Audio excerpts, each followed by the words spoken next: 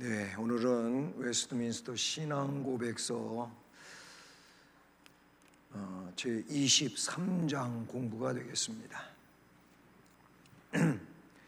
제 23장은 국가 공직자에 대한 이야기입니다.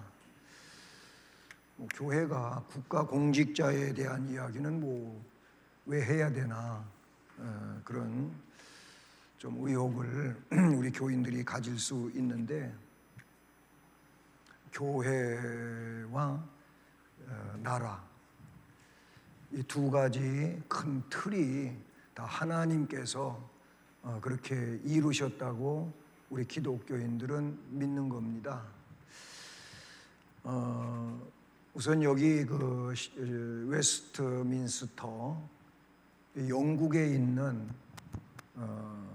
아주 훌륭한 건물이에요. 우리는 여기를 사원이라고 부르거든. 웨스트민스터 사원이라고 불러요. 고대 양식으로 아주 굉장히 멋있게 지어진 건물이기도 합니다.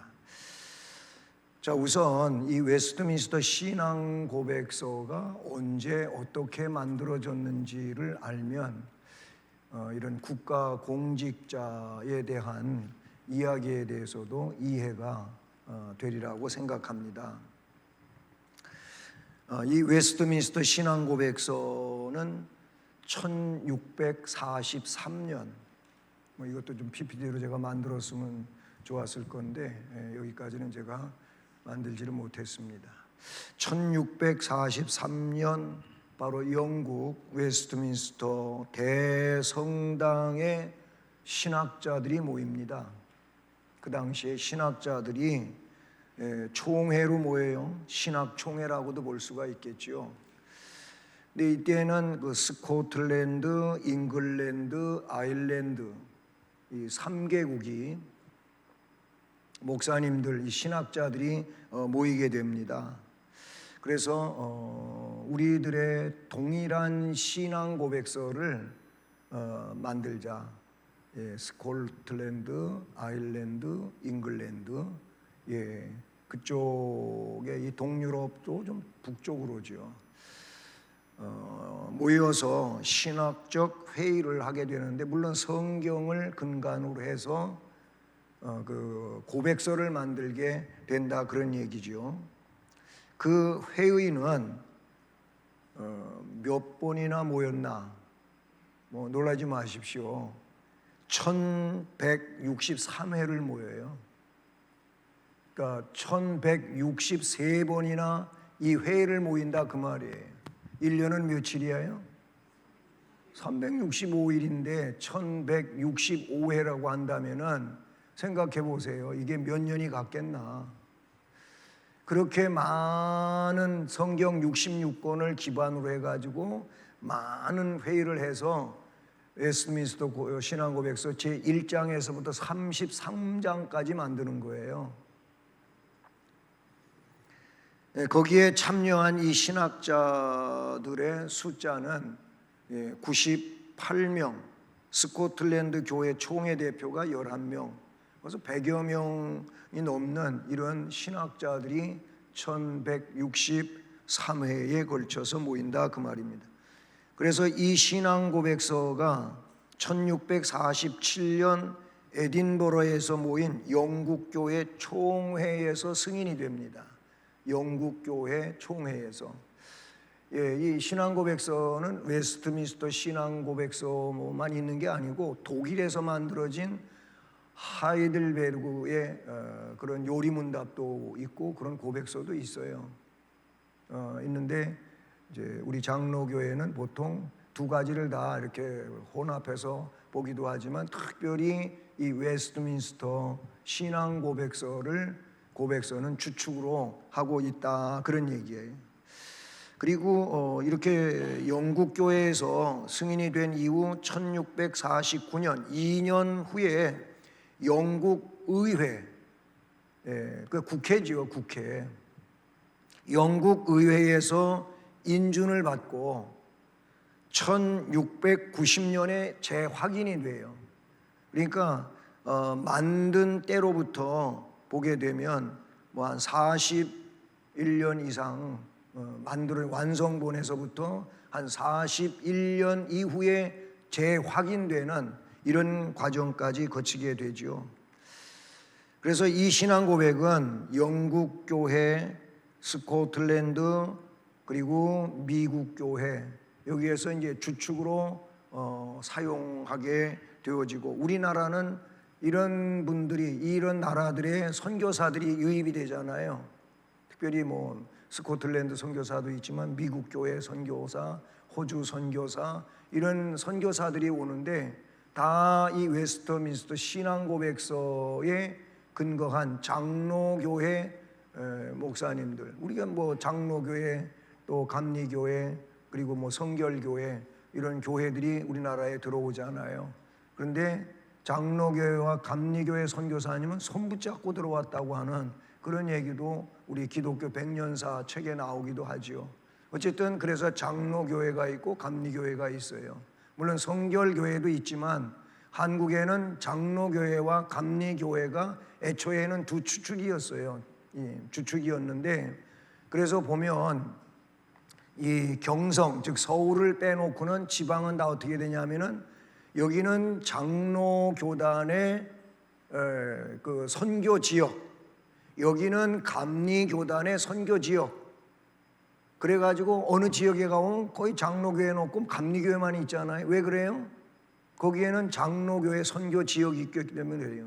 어느 지역에 가보면 감리교회들이 많고 장로교회가 별로 없는, 왜 그래요? 거기는 감리교회 교단의 선교 지역이어서 그래요.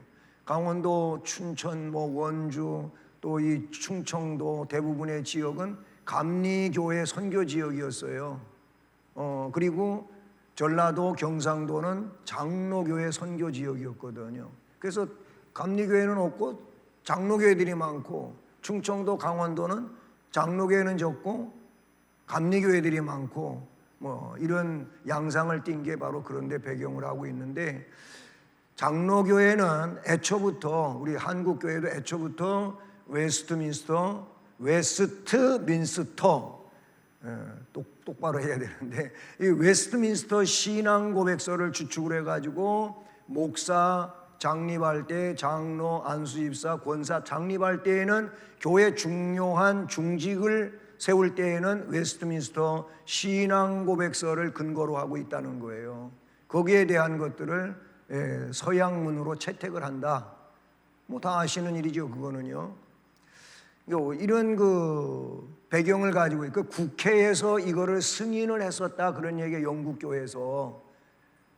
그래서 이 국가 공직자에 관한 얘기도 이 고백서에 들어가 있지만, 정부 또한 교회에 대한 것을 어느 정도는 타치할 수 있지만 그 이상은 절대로 타치 못하는 이런 상황에, 애초에 루터는 종교개혁을 할 때, 종교개혁은 1500년대 1517년 그때 루터가 이렇게 시작이 되고, 그에 이어서 뭐 즈빙글리, 칼빈, 또 영국을 중심으로 해서는 웨슬리, 이 감리교회 개혁자잖아요. 이런 개혁이 일어납니다만 1500년대의 개혁이, 종교개혁, 로만 카톨릭의 그 성경을 벗어난 이런 것들에 대하여 항의하고 성경으로 돌아가자 했는데, 1600년대에 와서 신앙 고백서가 100여 년 이후에 만들어진다라는 거예요. 우리가 그 점을 좀 기억해 주기를 바라고요. 자, 오늘은 본문으로 읽은 말씀이 로마서 13장의 1절로 4절 말씀입니다. 로마서 13장 1절로 4절. 우리 많이 들어보고 아는 이런 말씀이 되기도 하지요. 우리 다 같이 읽어보겠습니다.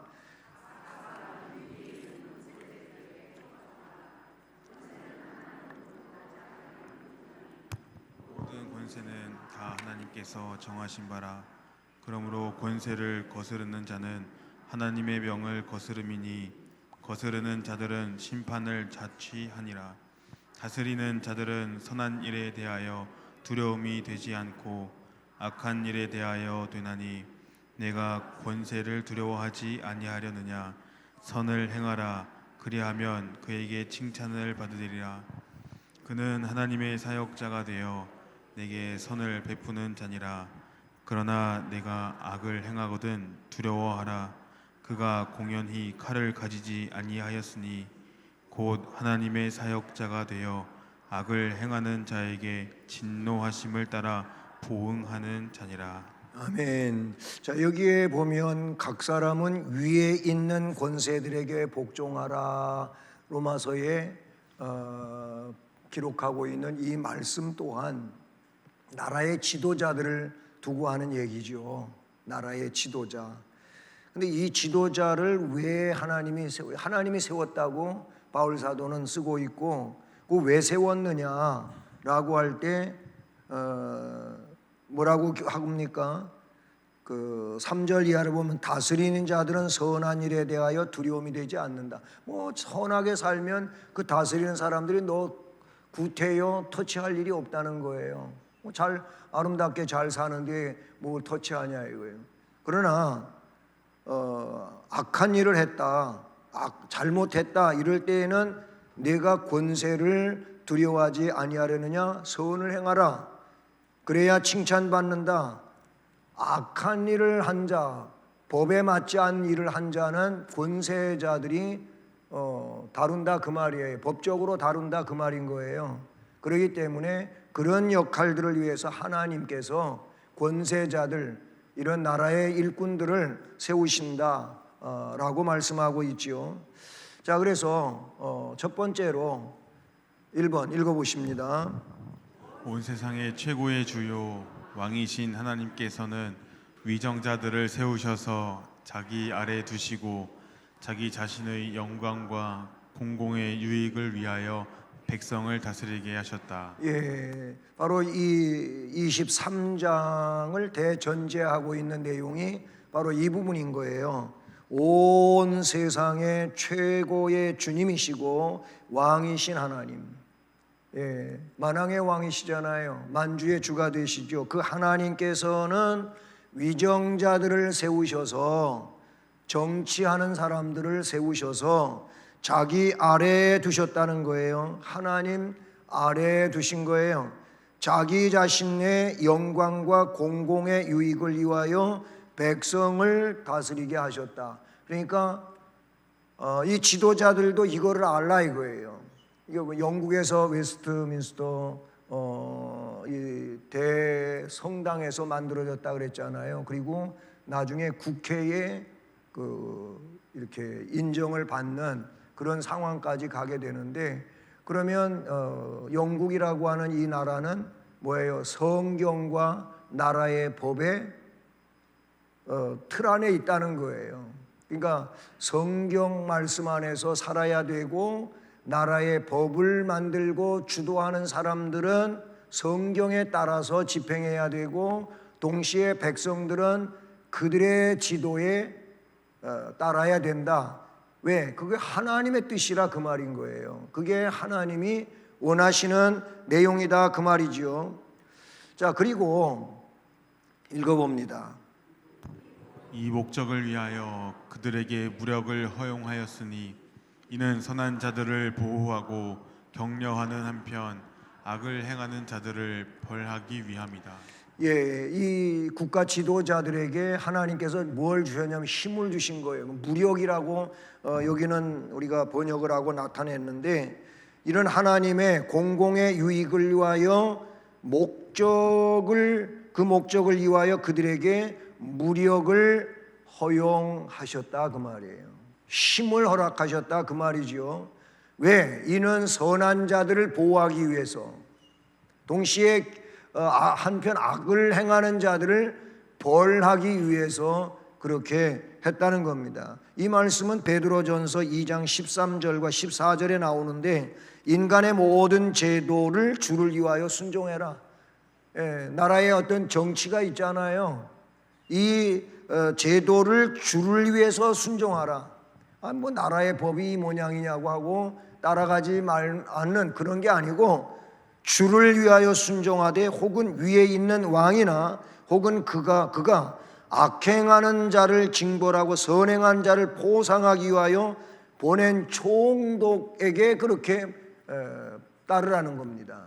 이게 말씀에 나오는 거예요. 베드로전서 2장 13절과 14절에.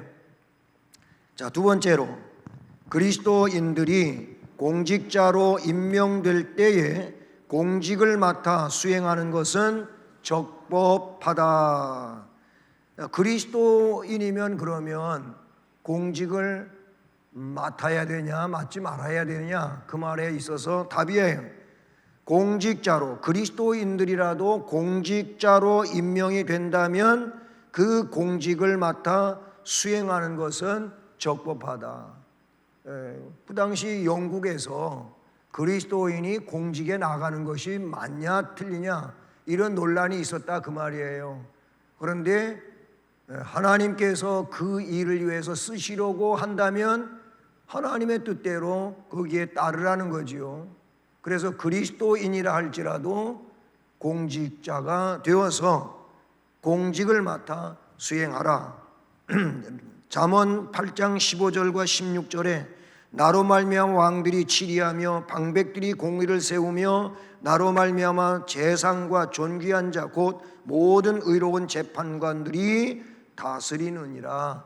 하나님의 법과 질서를 따라 나라의 법을 근거로 해서, 나라의 법이 뭐 엉터리로 만들어지진 않잖아요.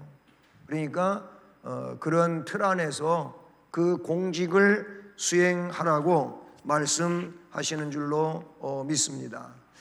자, 그 직분에 종사함에 있어서 그 공직을 가지고 이제 그 삶을 살아감에 있어서 각 나라의 건전한 법률에 따라 특별히 경건과 공의와 평화를 유지하도록 해야 한다. 나라의 법도 어느 나라가 법을 막 그냥 나라가 평화롭지 못하게 만드는 법이 어디가 있겠어요? 다 평화를 위해서 만들려고 나름대로 뭐 여러 가지로 힘을 다하지 않겠습니까? 그러니까 그런 일에 종사하려고 할 때 건전한 법률 따라서 특별히 경건, 공의, 평화를 유지하는 데 있어 힘써야 한다. 그러니까 우리가 성도들이 뭐 성경에 주님께서 또는 바울 사도를 통하여 하신 말씀은 뭡니까? 교회는 평화를 유지하라고 하는 거예요. 임직 서약의 5번째 문항에서도 교회 평화를 유지하는 데 힘쓰겠느냐고 물어보는 거예요. 근데 뭐 중직이 임명받아 가지고 교회 평화를 자꾸 깨는 일을 한다면 이 사람은 이미 자기가 서약한 법을 깨고 있는 것이고 지키지 않는 것이고 문제가 큰 거예요. 우리는 잘 알아야 돼요. 내가 서약한 거예요. 여러분이 서약한 거예요. 성경에 우리를 평화의 사신이라고 했고 평화의 직분을 주셨다고 그렇게 말하고 있다는 사실이죠. 평화를 유지해야 돼요. 시편 2편 10절로 12절에서 그런즉 군왕들아 너희는 지혜를 얻으며 세상의 재판관들아 너희는 교훈을 받을지어다. 여호와를 경외함으로 섬기고 떨며 즐거워할지어다. 우리는 여호와 하나님을 절대자로 모시고 경외해야 되고 섬기며 떨며 그러면서도 즐거워해야 되는 거예요. 근데 우리 교인들이 평화롭게 안 하고 서로 적대 감정을 가지고 서로 자꾸 흠을 내고 그리고 공격을 하고 이런다면 여러분 큰일입니다. 이게 죄송하지만 지난 공동의회 이후에 여러분들끼리 왜 그렇게 상처들을 내고 공격을 하고 아프게 만듭니까? 하나님이 살아계시고 역사하시는데 하나님 앞에 가서 여러분 어떻게 하시려고 그렇게 하는지 모르겠어요. 그때로 끝난 건데 계속 그 이후에도 계속 공격하고 그렇게 아프게 만들고 그러면 이게 뭡니까 도대체? 저는 너무나도 마음이 아파요. 주님이 원하시는 하나님의 일을 난 못한다, 안 한다, 이게 말이 됩니까?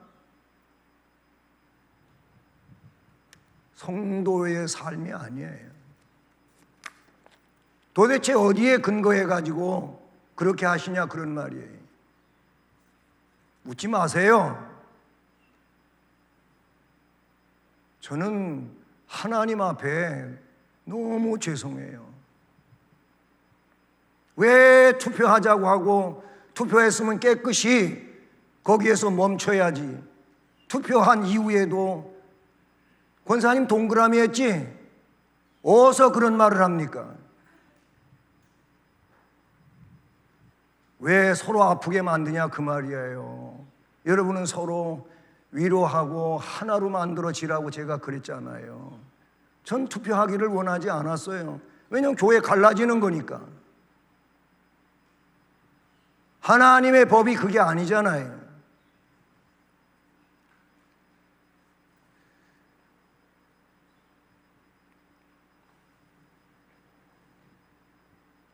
그 목적을 위해 지금 신약 시대에는 정당하고 필요한 경우에 전쟁을 일으키는 것은 적법하다.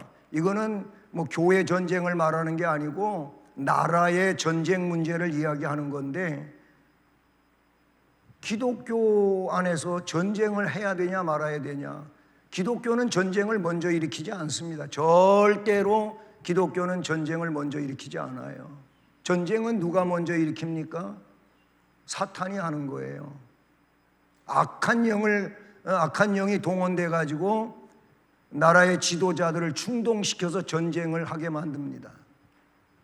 그래서 전쟁이 일어나면 기독교는 그 전쟁을 방어해야 되고, 최후의 방어 수단이 뭐냐면 전쟁을 해서 공격당하는데 어떡합니까? 싸워야 되는 거예요. 그래서 싸우는 거지. 기독교가 먼저 전쟁을 일으키고 전쟁을 하지 않습니다. 다윗의 전쟁은 성전이에요. 유태인들은 그렇게 간주했어요. 다윗이 먼저 전쟁을 하질 않아요. 다윗을 공격해 오니까 다윗이 전쟁을 하고 하나님 앞에 여쭙고 전쟁을 해요. 이 전쟁 해야 됩니까? 말아야 됩니까? 해라. 어떻게 해라? 하나님이 다윗에게 지시했던 거예요. 세 번째 읽어보시겠습니다. 위정자들은 말씀과 성례를 집행하거나 천국 열쇠의 권세를 맡을 수 없다.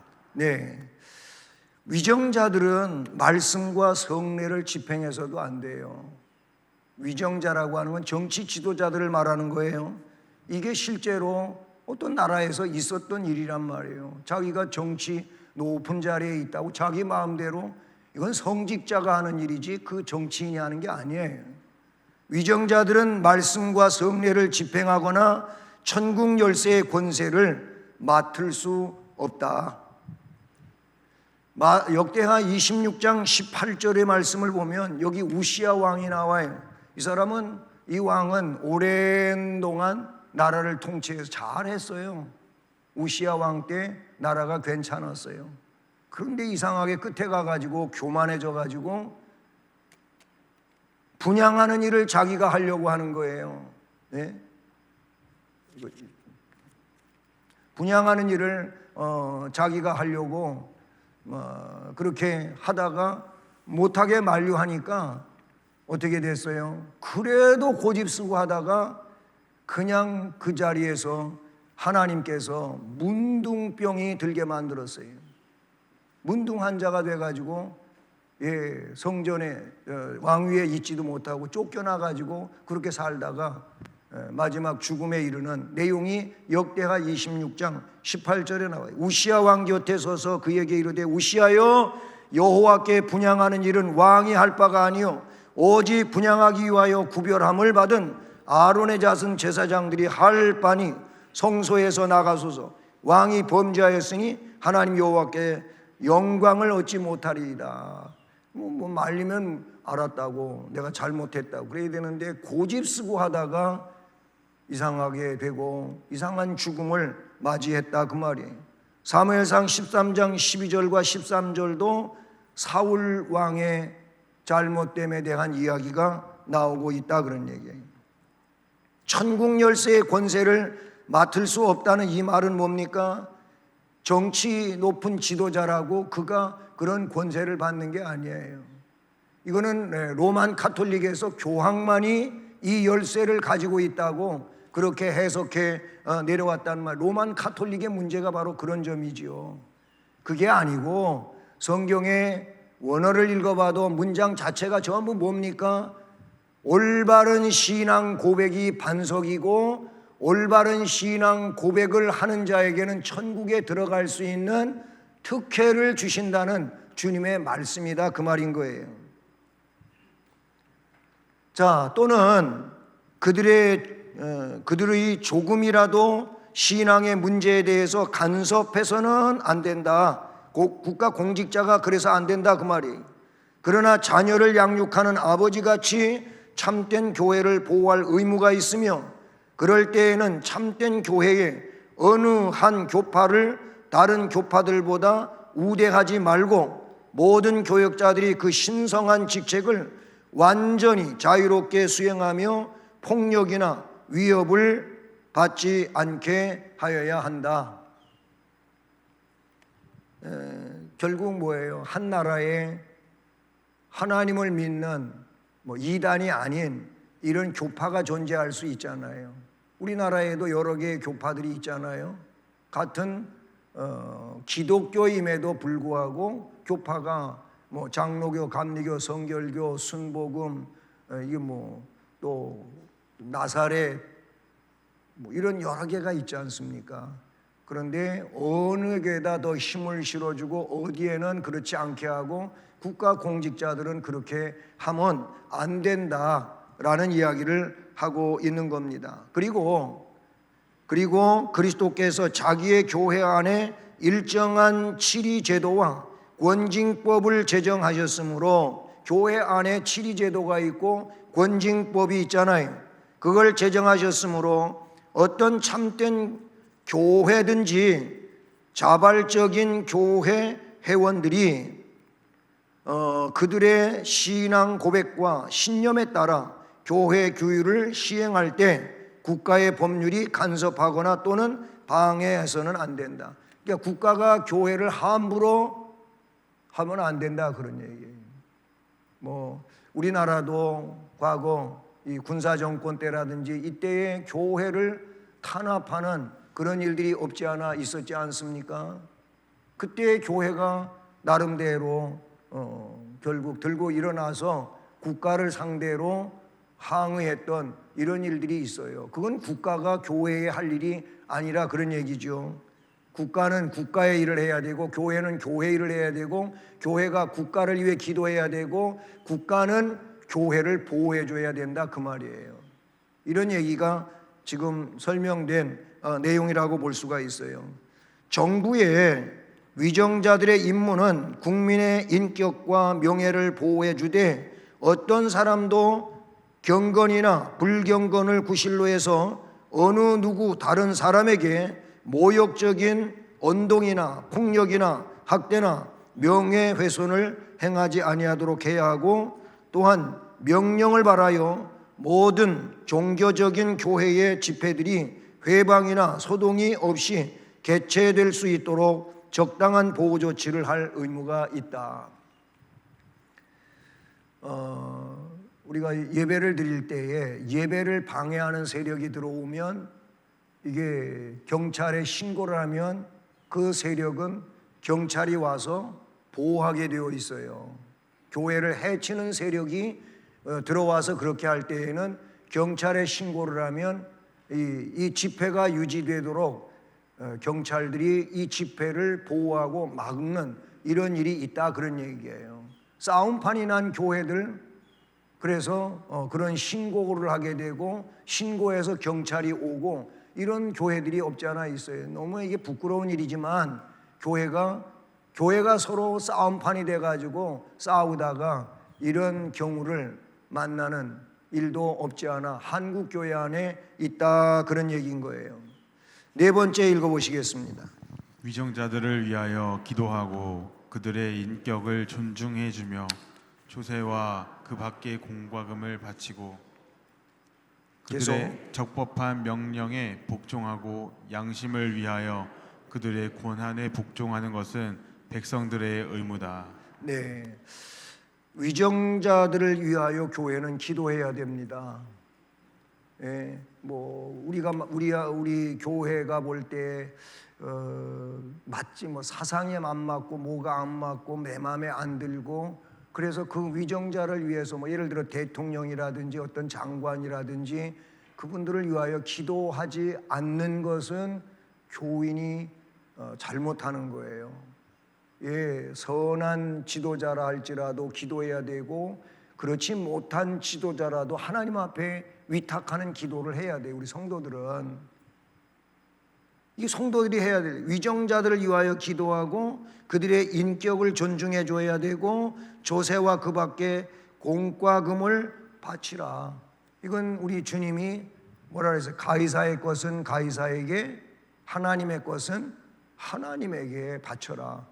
거기에 분명하게 가래를 타주신 내용이라고 그렇게 볼 수가 있지요. 그리고 그들의 적법한 명령에 복종하고 양심을 위하여 그들의 권한에 복종하는 것은 백성들의 의무이다. 뭐 이미 로마서 13장 5절에 그러므로 복종하지 아니할 수 없으니 진노 때문에 할 것이 아니라 양심을 따라 할 것이니라. 디모데전서 3장 1절에 너는 그들로 하여금 통치자들과 권세 잡은 자들에게 복종하며 순종하며 모든 선한 일 행하기를 준비하게 하며.